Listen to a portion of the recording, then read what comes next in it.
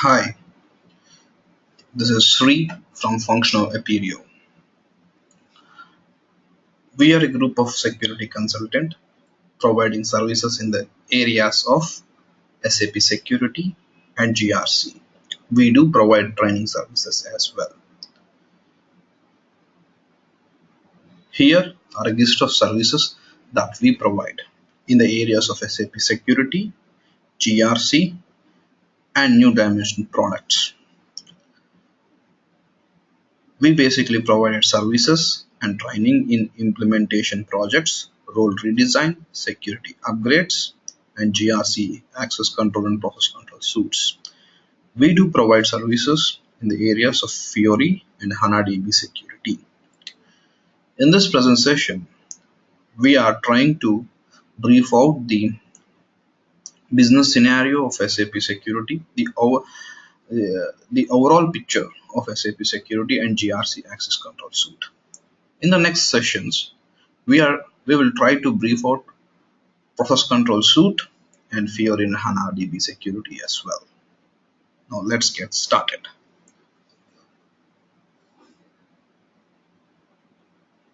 Before understanding security or any other ERP product, we'll discuss about what actually SAP does. Let's take a typical industry, any typical industry. In this present example, I have taken dairy as a product, dairy as an industry. And let's say this dairy is situated in Hyderabad region of India. Fine. Let's say now initially, if we can understand the main product of a dairy is your milk packets, sweets, ice cream, and paneer, etc. You do have different kinds of products, and the main raw material for your dairy is your milk. Now, typically, in any industry would procure materials from their vendors, right? Now, we for this particular dairy, let's consider there are 10 vendors or 3-4 vendors supplying this raw material. So they choose vendors based upon quotations, the best quotations, right?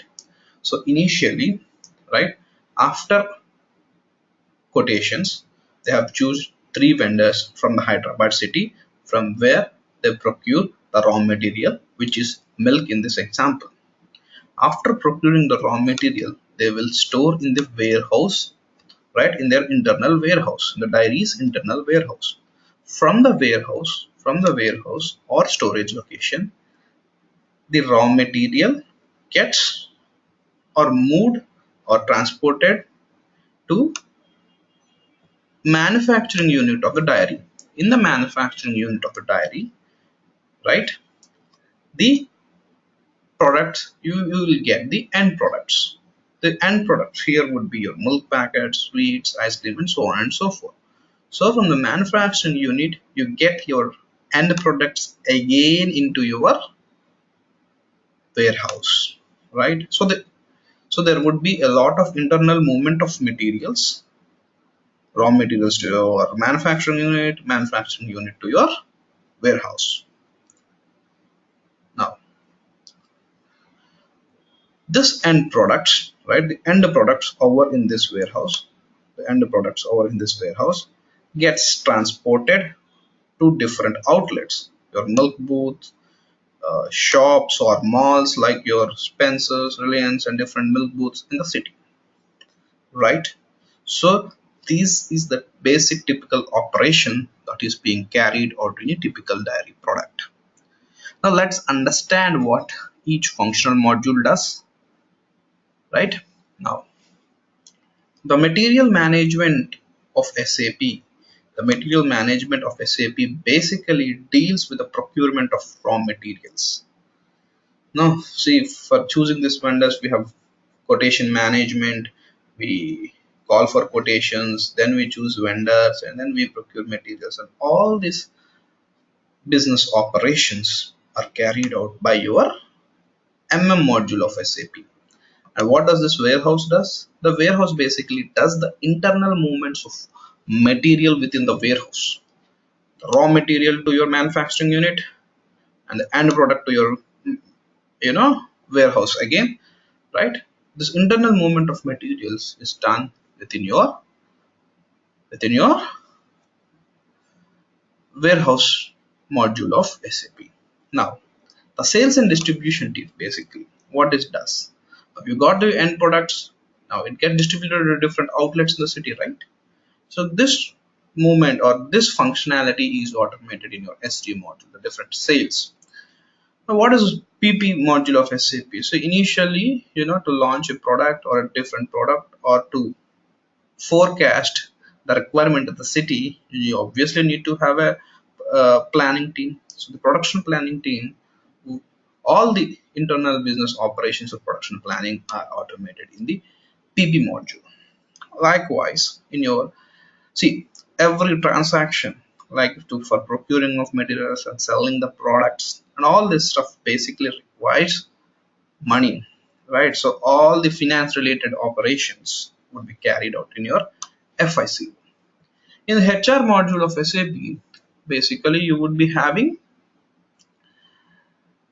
operations. This basically automates the operation relating to HR modules. Like what are the basic operations you have in HR module? Recruitment, payroll, and all that stuff. All these operations in HR are automated by HR module. Finally, we do have basis consultants who does all the system related activities in SAP, and we have ABAPers who are basically the programmers. Now, we'll discuss about the main roles and responsibilities of a security consultant. Now, before that, SAP is any other is just like in any application like your e-commerce application. Just consider your e-commerce application like Amazon or Flipkart, where only one business operation is automated. What is a business operation? You place an order for a shoe or a garment, and the particular Amazon guy gets in touch base with the vendor or the dealer and ships the product to your house. So that's the operation that is being automated there, right, in your Amazon application. Now what happens in a SAP is all the business operations in your particular company, or whether it might be a dairy or a big manufacturing unit, your shipbuilding unit, all the business operations basically are automated in a centralized application, that is your SAP, right? See, all the centralized this ERP is where all the operation, the inventory, right? You procurement of material, HR operations, planning, finance, sales, everything, the vendor material procurement, everything is automated in a centralized application. The business operations of a company, right? That is why most of the companies in the world in the world are implementing an ERP product. So all the business operations are being automated. 70% of world businesses are using SAP now. Okay, since we have understood what SAP does and the different modules of SAP and everything, now we will understand what security in real time does. Now we have different employees working in different departments. The finance guy will be making payments to vendors, right? And will be distributing materials. So if there would be employees working in each department of SAP, and all will be centrally accessing one application, right? Now what we as a security consultant does is we restrict the end user access to the application. We restrict the end user access to the application based upon his roles and responsibilities. Now we'll understand how we restrict the responsibilities.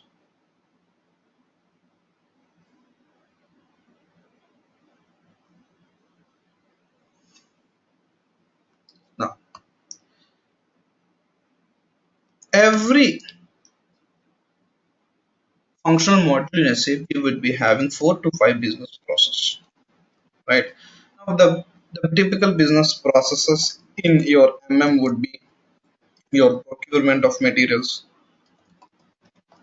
procurement, quotation, inventory. Like you will be having some operations. Likewise, in your warehouse, inbound, outbound, cross dock, right? Now, typically in your finance, you have accounts payable, accounts receivable, right? So on accounts receivable, tax, asset accounting. So you do have different modules. So these are just different operations, or you can call the sub modules in a particular functional module, right? So every functional module we do have different business processes which are automated in your SAP. Now, how do we? Now the question is, how do we provision access based upon the roles and responsibilities of an end user? Now let's take a typical example of this procurement cycle in MM and understand how we segregate the duties of an end user. Fine. Now, this typical document is a functional document which okay which depicts the clear understanding of procurement of a material to a warehouse, which is basically done by the MM team. Now, if you see this big picture is where this is how the operation in SAP happens. So, first, observe carefully.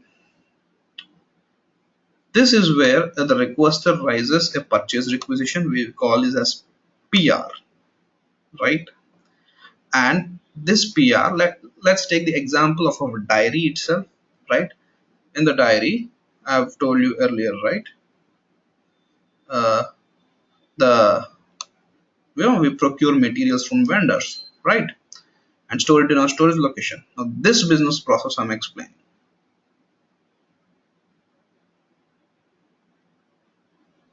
Now, so the end user in MM team raises a purchase requisition saying that he need 1,000 liters of milk. 1,000 liters of milk. Now, the manager or the purchase officer over there sees his purchase requisition, okay, and approves it. He approves the purchase requisition and converts it to the PO. Now, here you get the PO. Now, this PO is released by the approver over here. Now, after the PO is released,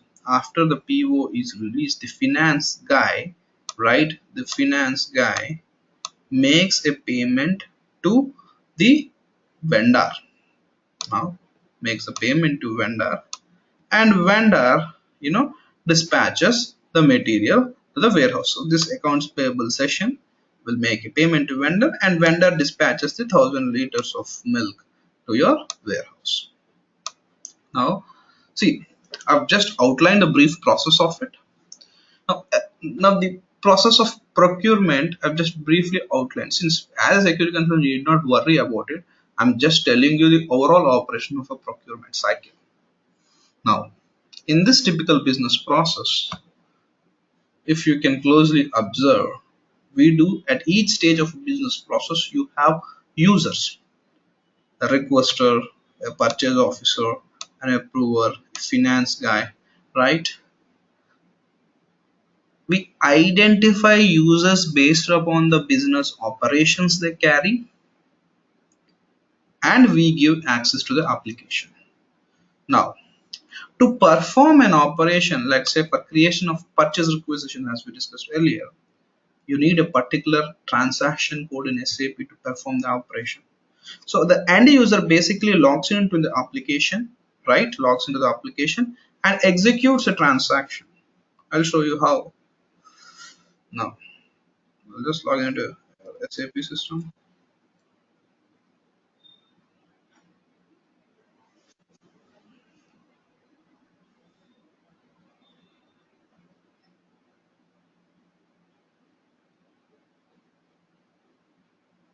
will delete this thing. Yeah, just showing you how an end user logs into one of your SAP system.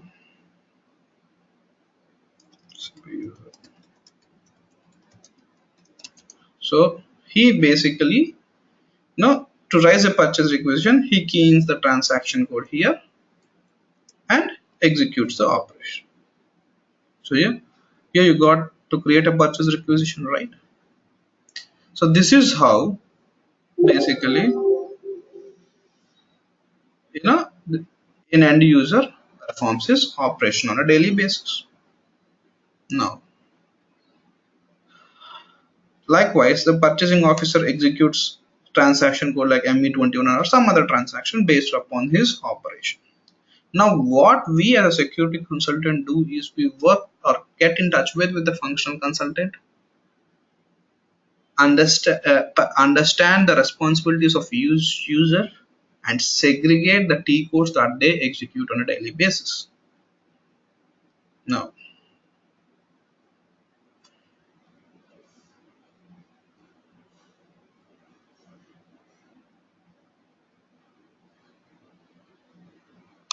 after this, so these are the list of T codes. This is the process steps, right? After process steps, here for the requester, right? We identified. I'll just highlight you. I'll just highlight this. So for the requester, right, you need these T codes. Purchase officer, you need this set of T codes. For manager, so you have identified the list of T codes. Even the warehouse controller needs access to this T codes to carry out this business operation. Now, after identifying this, the roles of security consultant, as I said, he will provision the necessary access. So the first thing what we identified is based on business process of a functional module,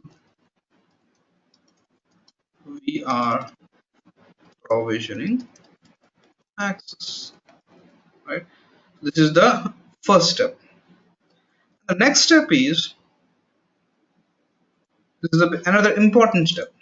Now, what happens if we don't provision access based upon the business process? Very simple. Very simple.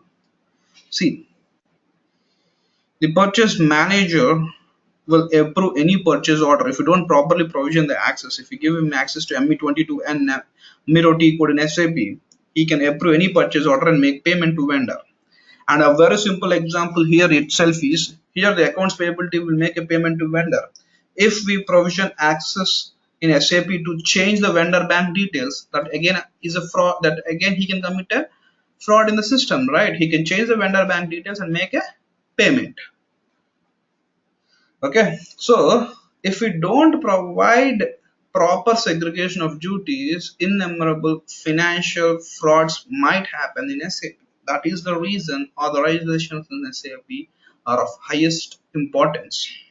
Fine. So first we understood the the main necessity of properly segregating the T codes or transactions in SAP. The next thing is the restrictions based upon the org structure.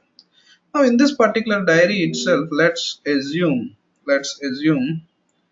it has branches across different cities like Delhi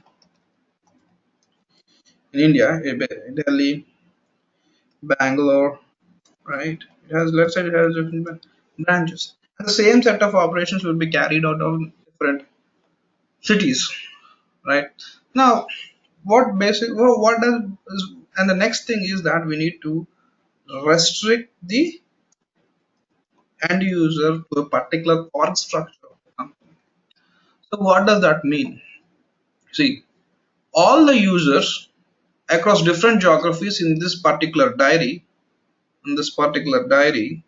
all the users, right, would be performing the same operation. That means the end user who raises a purchase requisition in Hyderabad will perform the same operation. The end user, sorry, I will correct my sentence again. See, the end user in Hyderabad who performs a purchase requisition will log in into an SAP system, right? Will log in into a centralized SAP system. Likewise, the end user who raises a purchase requisition in Delhi also will log in into the same SAP centralized SAP application. See, we don't install separate applications for different regions of this particular company. We have a centralized system wherein which each end user will perform his basic operations.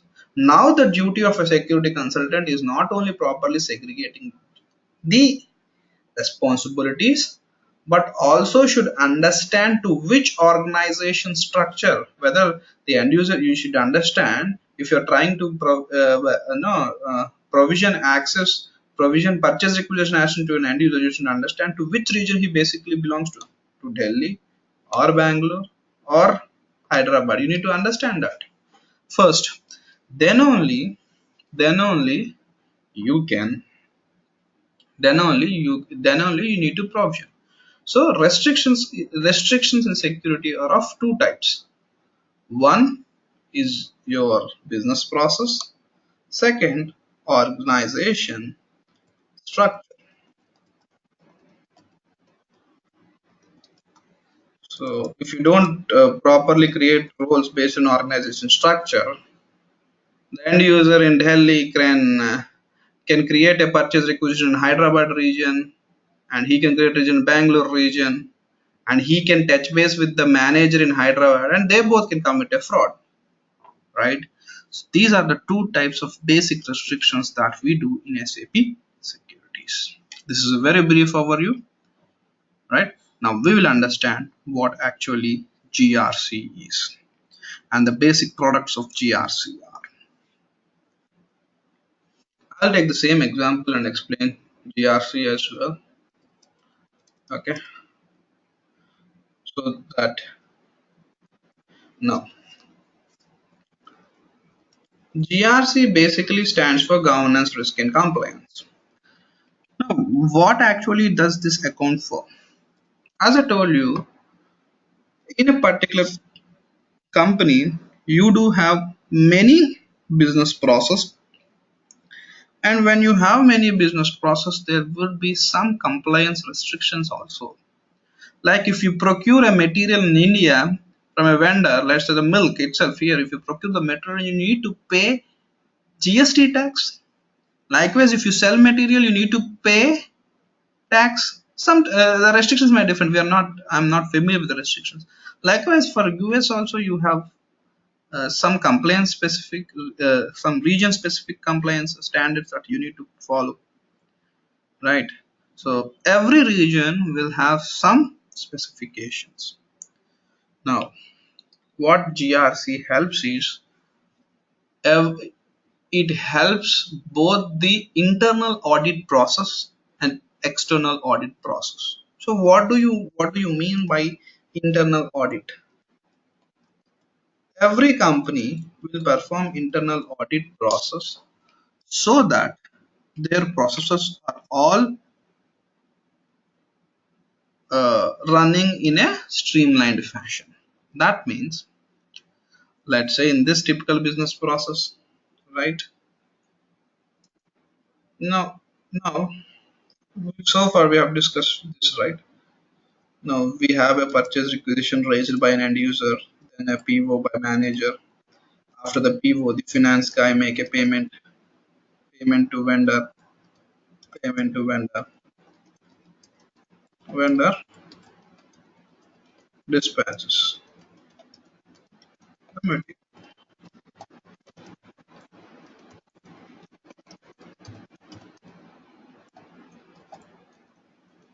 This, right? Now, if you observe, we have a purchase order. We have a purchase order, and we have a goods receipt, right? Now, what actually we do is, right? The GRC will help the internal audit process. By this I mean that, right? Let's say there is a purchase order for 1,000 liters of milk, and you have a goods receipt only for 900 liters. Obviously, there would be a mismatch, right? If the end user in inventory module either relays with the vendor or ignores it, there would be obviously a fraud, right? There would be obviously a fraud. So what it helps is, if there are any violations, process level violations or access level violations, right, all these violations will be addressed by your GRC product. GRC product violations in a business process. That's the internal audit perspective. Now what's a statutory audit perspective?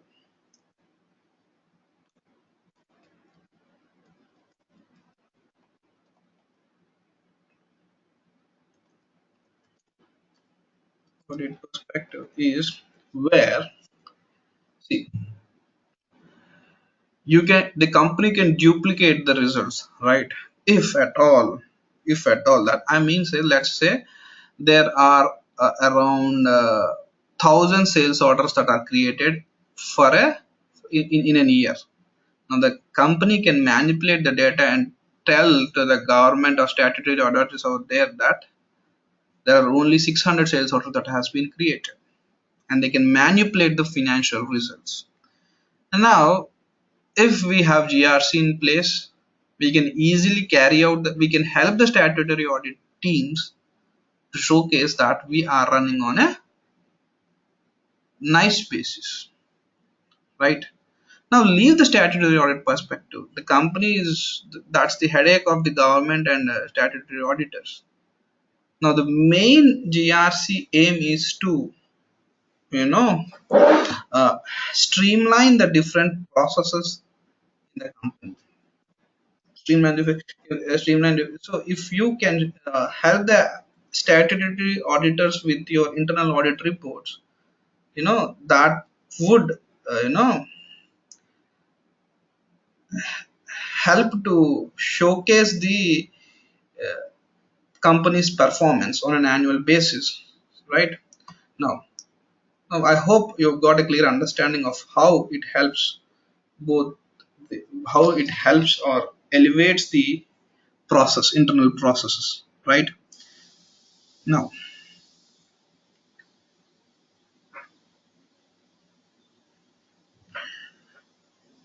there are two main important products. One is your access control suite, and another is your process control suite.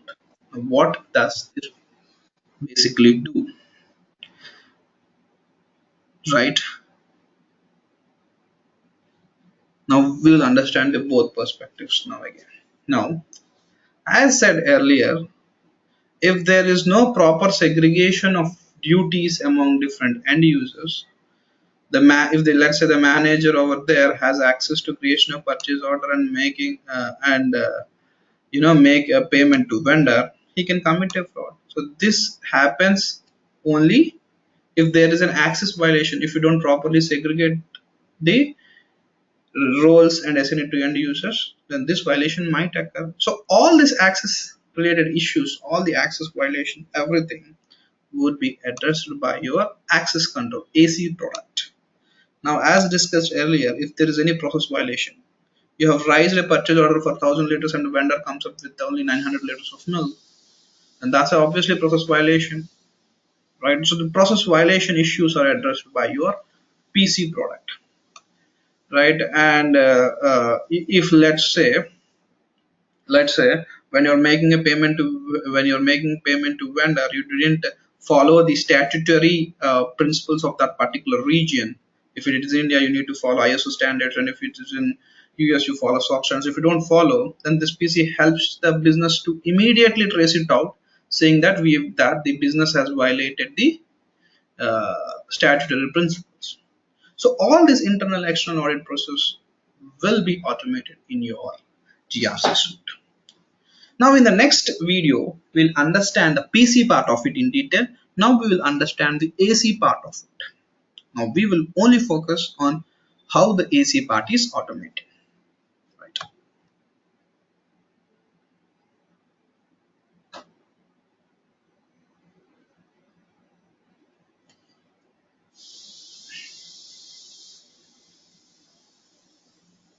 Now,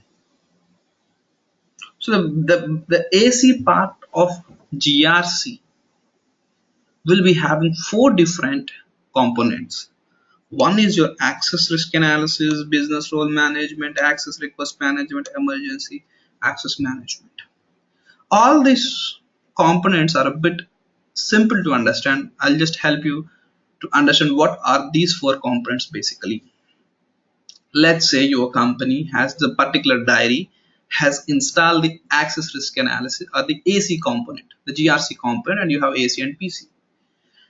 Now in this AC component, if you configure this particular submodule or component of AC, access risk analysis, if there are any violations, access level violations for the users in your company, let's take the diary product, let's say there are 1,000 users, and if there are any access level violations, it immediately helps the business, it immediately gives an alert to the business saying that these many users or these many users are having elevated access.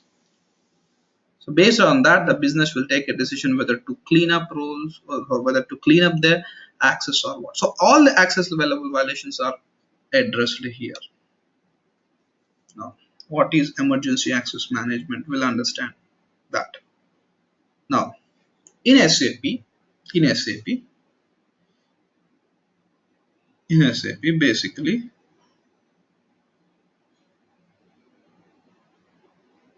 right? In SAP, basically, we have discussed about two things. Now, in SAP, basically, we provision access to the users with the help of roles that we've understood here itself. Now,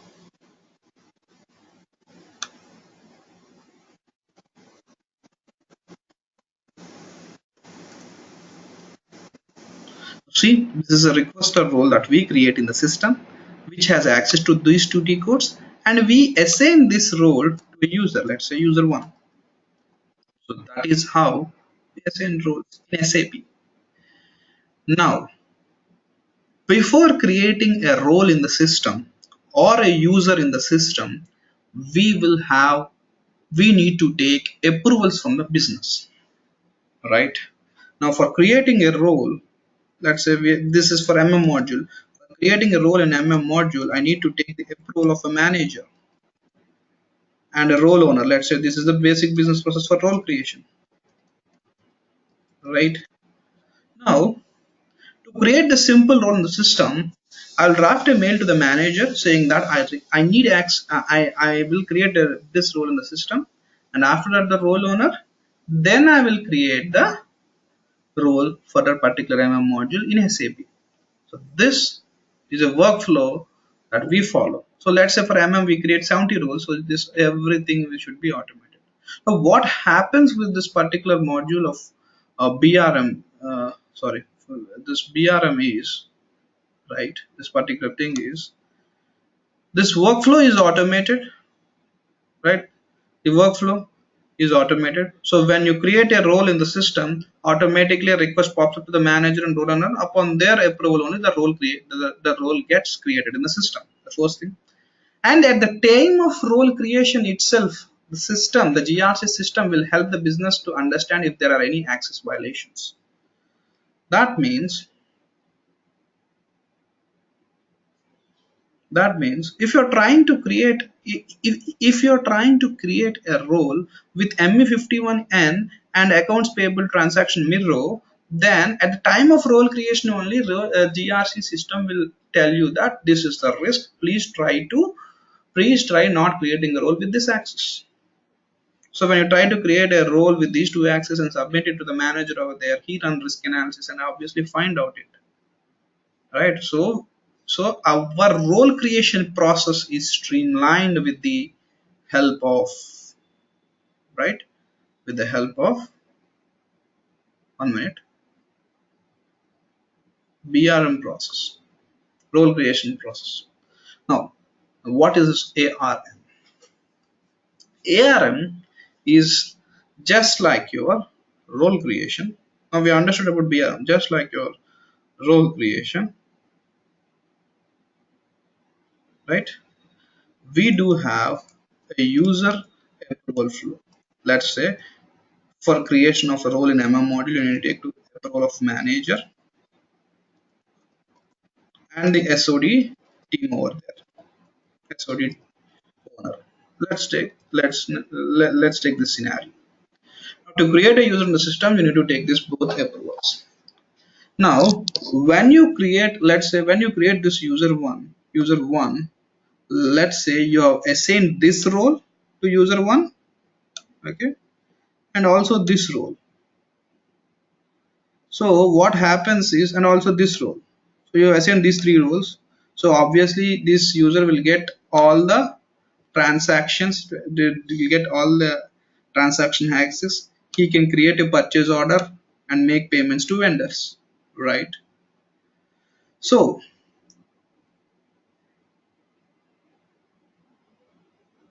the ARM thing will basically, automate the workflow process in user creation workflow process is automated.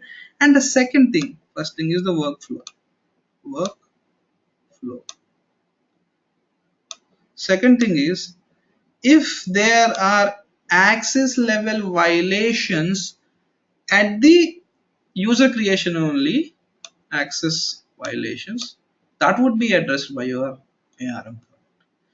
So we have discussed all these modules. Now there is one last module, that is your emergency access management. So what is this emergency access management? Very simple. See, let's take this example. Here,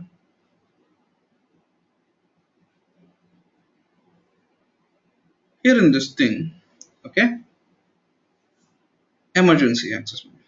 Let's take this. Our vendors, let's say this V3 vendor is changed. Okay, we got a new vendor who supplies the same raw material at a less price. The vendor is changed. So when you procure a material, the accounts payable team should make a payment. Now the accounts payables thing should have access to change the vendor bank details, right?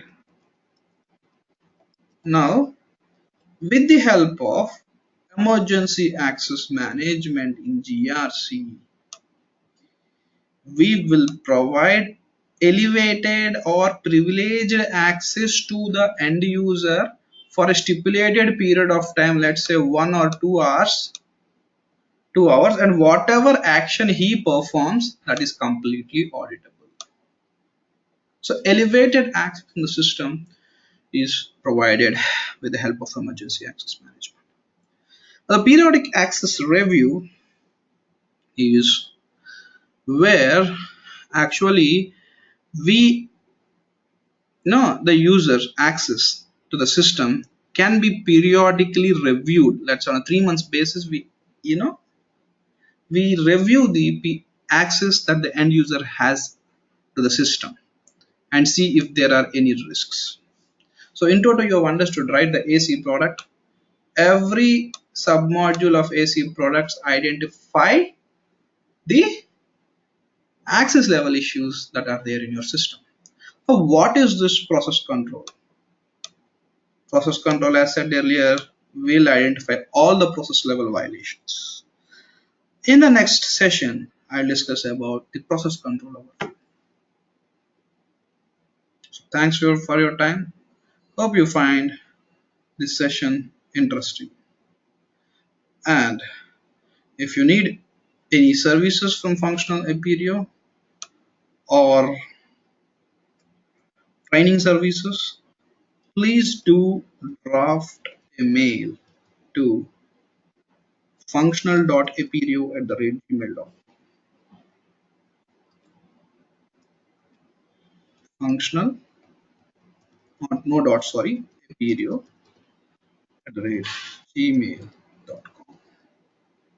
Do draft a mail if you require any of our services and training services as well. Functionalaperio@gmail.com. We'll definitely get in touch with you. Thanks for your time. Bye.